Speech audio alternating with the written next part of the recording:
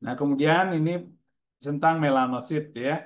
Nah, jadi sel ketiga yang ada di epidermis ya, selain keratinosit. Lokasinya di basal, dekat dengan stratum basale ya, dari lapisan epidermis ya. Jadi sel ini memiliki juga juluran-juluran yang panjang ya, bahkan sampai mencapai stratum spinosum ya. Apa fungsinya dari sel melanosit adalah memproduksi melanin ya. Nah, melanin lah yang memberi warna pada kulit. Misalnya kita tinggal di negara tropis ya, eh, karena salah satu yang memicu eh, menghasilkan melanin yang cukup atau lebih banyak dari sel melanosit adalah expose terhadap sinar UV. Jadi ketika ada sinar UV yang terekspos ke kulit, maka sel melanosit akan terpicu untuk memproduksi melanin ya. Nah, itu terjadi di dalam struktur yang disebut dengan melanosom. Di dalam melanosom itu ada enzim yang disebut dengan enzim tirosinase ya.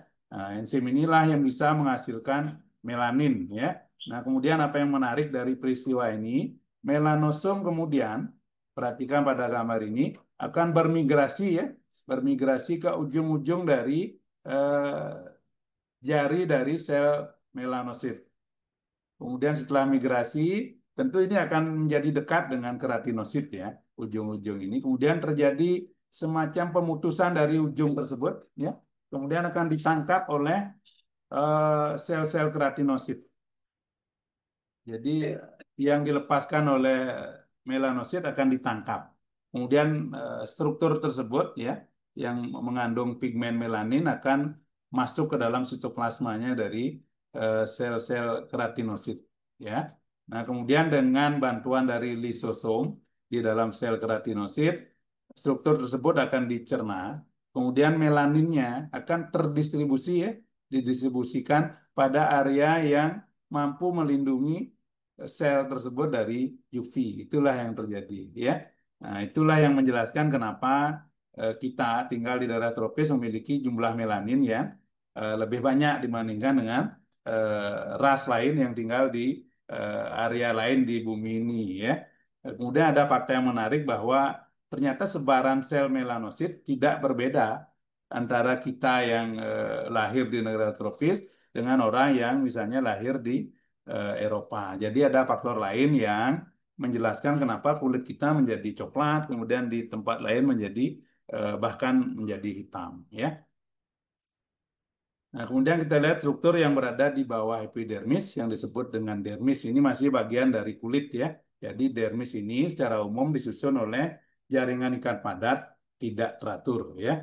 Irregular fibroelastic connective tissue. Tebalnya bervariasi ya. Yang tebal itu biasanya di telapak tangan ya, kemudian telapak kaki ya. Nah, ada dua lapisan yang bisa kita kenali. Ada lapisan papilari dan lapisan retikuler ya. Nah, lapisan papilari ini area dari dermis yang dekat dengan epidermis ya. Jadi dia struktur tonjolan dan cekungan dari dermis itu ditemukan di sini ya. Kaya dengan pembuluh darah ya, tentu untuk mensuplai epidermis ya. Tersusun oleh fiber-fiber juga ya, banyak sabut kolagen, ada juga sabut elastis di sini ya. Nah, pembuluh darah yang ada di area sini berperan dalam nutrisi tadi sudah disebutkan dan pengaturan suhu ya. Ada reseptor yang ditemukan di area di sini, di area papilari yang disebut dengan corpuscle-Meissner ya. Nah, ini juga mirip dengan tadi sel Merkel sebagai mekanoreseptor ya untuk sentuhan ringan. Kemudian ada reseptor Krause-Enbald ya untuk termoreseptor di mana dia bisa mendeteksi suhu ya. Kemudian ada ujung-ujung saraf bebas, free nerve ending ya di lapisan dermis ini yang fungsinya untuk reseptor nyeri. Kemudian pada lapisan retikularis, secara umum dilapisi oleh jaringan ikat yang lebih padat dibandingkan dengan di daerah papillary layer. Ya, di sini juga banyak cabut kolagen yang lebih padat dibandingkan di permukaan atasnya. Ya, banyak pembuluh darah, ada saluran limfe, tentu ada saraf juga ya, ujung-ujung saraf ya. Nah, beberapa kelenjar itu juga sampai di sini ya, kelenjar keringat, kelenjar sebasius nanti kita lihat ya. Folikel rambut juga ada di daerah sini ya, reticular layer dari dermis ya. Ada reseptor ditemukan di sini, yaitu corpus campesini ya, untuk merespon tekanan yang lebih dalam ya. Kemudian ada corpus rufini yang merespon gaya tarikan yang diberikan pada area kulit ya. Nah, ini saya review sedikit ya. Apa reseptor yang bisa kita temukan pada kulit ini sangat penting untuk profesi adik-adik nanti sebagai fisioterapis ya. Nah, jadi kita review ya. Ada sel Merkel ya yang ditemukan di epidermis ya sebagai mekaноreseptor. Kemudian di dermis ada ujung saraf bebas untuk reseptor nyeri ya. Kemudian Meissner corpuscle untuk mekaноreseptor. Ada Krause ya ini untuk termoreseptor, ada Pacini ya untuk tekanan dalam ya, kemudian ada Ruffini untuk reseptor gaya tarikan. Jadi kombinasi dari ke 6 reseptor ini membuat kulit menjadi pemberi informasi yang penting untuk tubuh kita ya, karena ada banyak reseptor di sini ya. Ini pun nanti bisa dilakukan manipulasi nanti ya. Kalau adik-adik bekerja sebagai fisioterapis tentu akan memanipulasi hal ini juga nanti ya. Nah, sekarang kita lihat sedikit hipodermis. Tadi udah disinggung ya. Hipodermis itu berada di bawah dermis, bukan bagian dari kulit ya. Apa komponen utamanya? Sebagian besar adalah jaringan lemak ya. Nah, yang disebut panniculus adiposus ya, terutama pada orang yang gemuk. Jadi timbunan fatnya ada di sini ya. Nah, sekarang kita lihat kelenjar-kelenjar yang ada di kulit ya. Nah, ada 3 yang akan dibahas ya. Sebenarnya ada 4 kelenjar yang ada di kulit, tapi kelenjar susu, mammary gland ini biasanya dibahas di sistem reproduksi. Jadi dia adalah mirip dengan kelenjar yang ada di kulit lain, tapi mengalami transformasi ya. Nah, yang kita bahas sekarang adalah kelenjar keringat ya. Ada 2 jenisnya, ada jenisnya ekrin dan apokrin. Kemudian yang berikutnya adalah kelenjar sebasius atau kelenjar minyak ya. Nah, ini kelenjar minyak, ini kelenjar keringat. Ada 2 jenis nanti kita lihat ya. Yang pertama kelenjar keringat ekrin ya. Kelenjar keringat ekrin jadi dia tersebar di seluruh tubuh kita ya, di kulit jumlahnya sekitarnya kira-kira 4 jutaan gitu ya. Strukturnya berupa simple coil tubular gland seperti ini ya. Jadi ada unit produksinya, kemudian ini ada ductusnya ya. Nah, ductusnya itu strukturnya seperti ini, terlihat di gambar ya. Ada basal cell, ada basement membrane ya. Nah, sedangkan di daerah produksinya itu seperti ini. Ada berapa jenis sel ya? Ada dark cell, clear cell ya, dengan produknya masing-masing ya. Nah, misalnya sel yang gelap yang ini itu produknya seperti lendir, mukosa ya, agak agak kental ya. Sedangkan sel yang clear itu produknya serosa ya. Nah, jadi keringat dari kelenjar keringat ekrin kombinasi dari kedua hal tersebut ya. Nanti akan keluar bersamaan ya, sehingga komposisinya jadi agak rumit ya komposisi dari keringat. Kemudian ada sel mioepitel di bagian dasar itu perannya adalah untuk kontraksi, jadi seperti diperas keringat kita saat keluar ya, seperti diperas. Kemudian sedikit fisiologinya itu bahwa keringat yang kita keluarkan setelah diproduksi oleh asininya di sini itu akan mengalami modifikasi di area ductus ya. Itu tergantung dari kondisi tubuh kita. Kita sedang makan apa, minum obat apa ya, itu akan mempengaruhi komposisi dari air keringat yang kita produksi ya. Ini ada di sebagian besar dari tubuh kita yang jenis ekrin ini. Nah, jadi dia sistem produksinya namanya merokrin ya. Jadi dia tidak kehilangan bagian dari selnya, hanya mengeluarkan produknya. Nah, ini agak berbeda dengan jenis yang ini. Ini kelenjar keringat apokrin. Hanya ada di beberapa lokasi di tubuh kita, misalnya ada di area ketiak ya, ada di dekat puting susu, kemudian ada di area anus kita ya, termasuk di area dekat pubis ya. Jadi di sana sebarannya. Bedanya adalah ya seperti terlihat di gambar ini. Dia mengeluarkan produknya itu di akar rambut. Nah, kalau ekrin tidak, dia langsung di permukaan kulit. Jadi dia melepaskan produknya di dekat folikel rambut atau di akar rambut ya.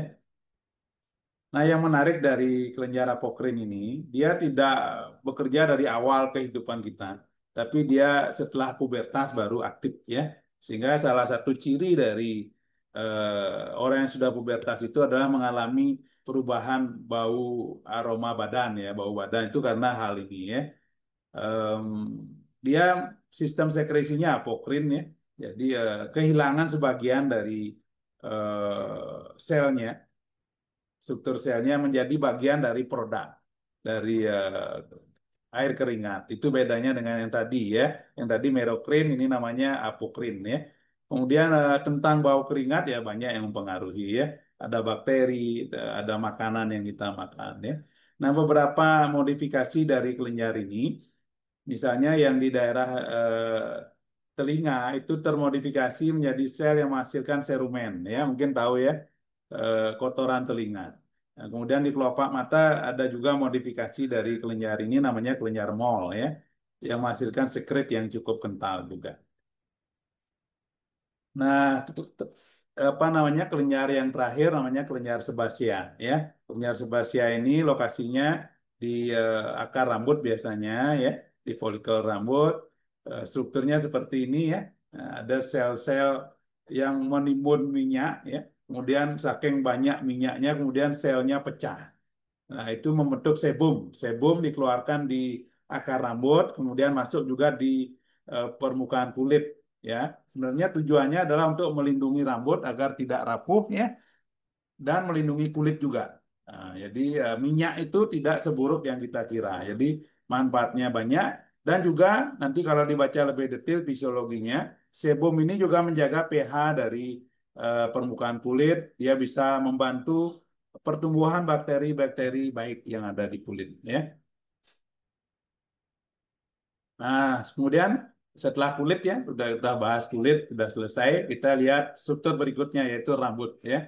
Nah, rambut yang kita miliki ada dua jenis ya, yang ada sejak setelah kita lahir ya. Tapi saat bayi ada jenis lain namanya lanugo, rambut yang sangat halus ya. Tapi setelah dewasa hanya dua jenis yang kita miliki, rambut velus ya. Ini didapatkan di hampir sebagian besar kulit kita. Sedangkan di beberapa tempat ada rambut terminal ya, yang agak kasar dan besar, misalnya di area kepala. Kemudian kalau pria di kumis, di janggut, di area aksila dan pubis ya.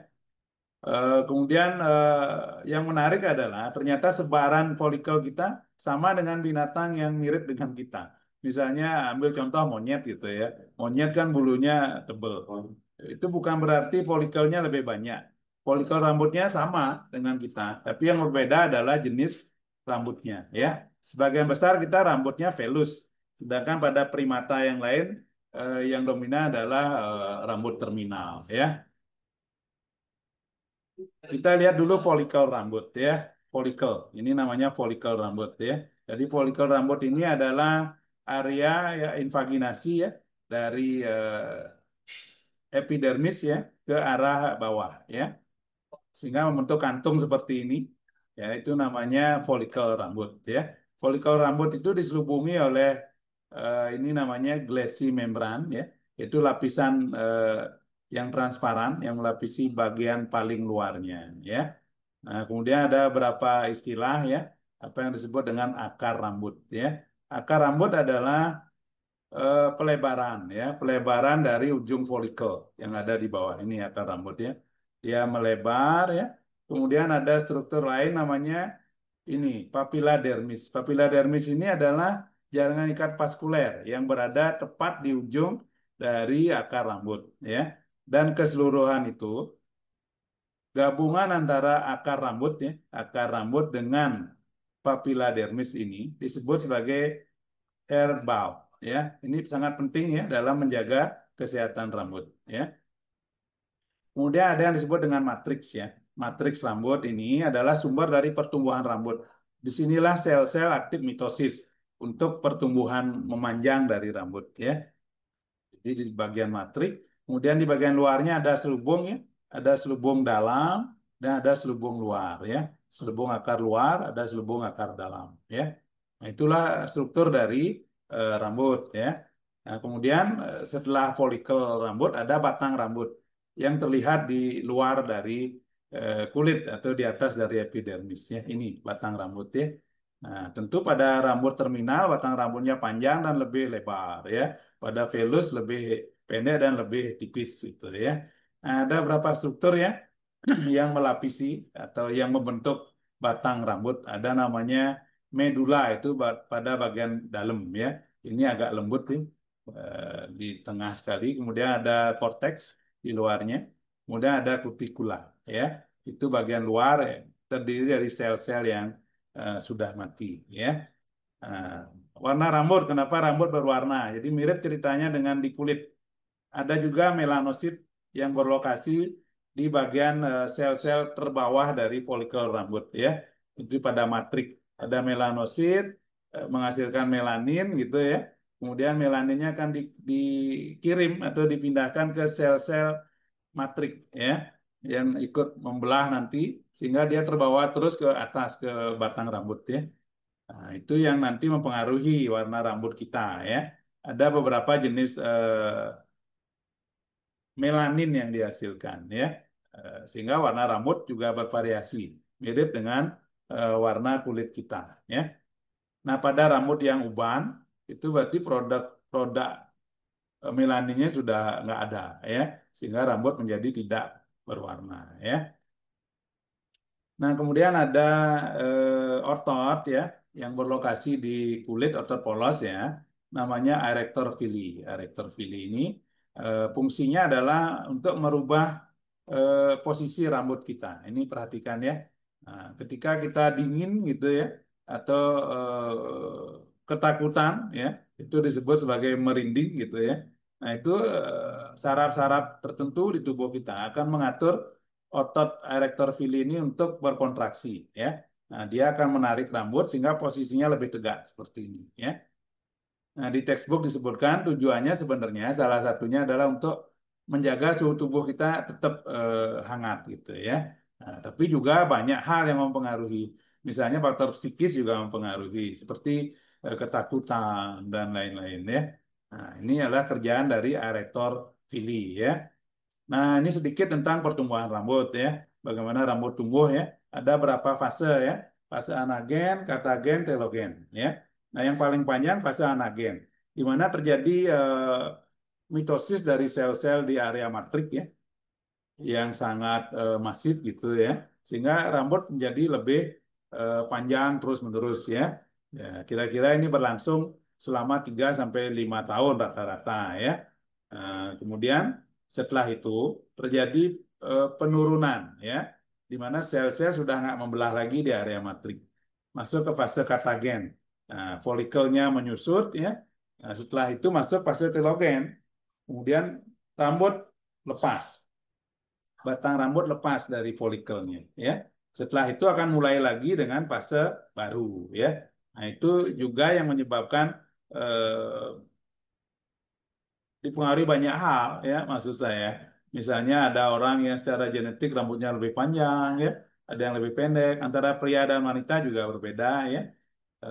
Jadi ini yang dipengaruhi fase-fase ini. Pada orang yang mengalami kebotakan juga ini berubah ya fase-fase ini. Di mana biasanya fase anagennya memendek.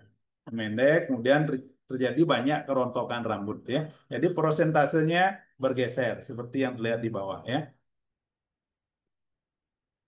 Nah, yang terakhir bagian dari sistem integumen adalah kuku ya. Kuku ini tentu jumlahnya 20 ya, sesuai dengan jumlah jari kita ya. Karena lokasinya di falang distal ya. Tersusun dari keratin, jadi bahan yang mirip yang melapisi bagian paling atas dari kulit, bahan yang sama juga dengan yang menyusun rambut ya, tersusun oleh keratin ya. Ini namanya lempeng kuku ya. Nah, kemudian selain lempeng kuku juga ada banyak struktur ya, mirip dengan rambut sebenarnya ya. Nah, kalau kita lihat di gambar di sini dulu, ini namanya lempeng kuku. Kemudian lempeng kuku ini akan menempel pada bagian bawahnya itu pada bantalan, namanya nail bed ya. Nah, ini epitelnya adalah epitel berlapis pipih ya, yaitu mirip dengan yang di epidermis. Ada bagian basalis dan spinosum di sini ya. Kemudian ada namanya matrik dari kuku ya. Nah, disinilah terjadi pembelahan sel. Jadi mirip dengan cerita di folikel rambut ya, pembelahan sel yang terus-menerus sehingga kuku menjadi tambah panjang ya. Nah, ini secara keseluruhan disebut sebagai akar dari kuku kita ya. Kemudian ada beberapa istilah lagi, proximal nail fold ya. Jadi lipatan epidermis di bagian pangkal kuku yaitu di sini ya. Kemudian ada istilahnya lunula, yaitu bagian putih dari kuku ya, yang berada dekat dengan proximal fold ya. Kemudian ada cuticula, yaitu epitel yang melapisi lunula, itu namanya cuticula ya. Kemudian ada lipatan lateral ya. Kemudian ada nail group, yaitu cekungan ya, di sebelah kanan dan kiri kuku. Kemudian ada hipo Hipponychium ya, yaitu lokasinya di sini ya. Stratum corneum yang terbentuk di bawah ujung bebas dari lempeng kuku ya. Jadi banyak istilah ya untuk kuku ini ya. Em, nah, pertumbuhan kuku mirip dengan rambut juga terjadi terus-menerus ya. Secara umum di area tangan itu lebih cepat tumbuh dibandingkan di kaki ya. Kira-kira di kuku di jari tangan 2 mili per bulan ya kira-kira. Kemudian di kuku ya kuku jari kaki lebih lambat dari di tangan ya. Oke, saya kira itu yang bisa saya sampaikan ya untuk kuliah hari ini tentang sistem integumen. Mudah-mudahan paham ya apa itu sistem integumen ya, fungsinya apa, seberapa penting untuk tubuh kita ya, strukturnya apa ya. Kemudian yang penting sekali untuk profesi adik-adik ada banyak reseptor di sana ya yang nanti mau nggak mau akan terstimulasi ketika dilakukan manipulasi fisioterapis misalnya ya. Nah, ini daftar pustaka yang saya pakai ya untuk menyusun kuliah ini ya. Mudah-mudahan ada manfaatnya ya. Nah, nanti kita sambung diskusinya waktu pleno ya. Oke, terima kasih ya atas perhatiannya.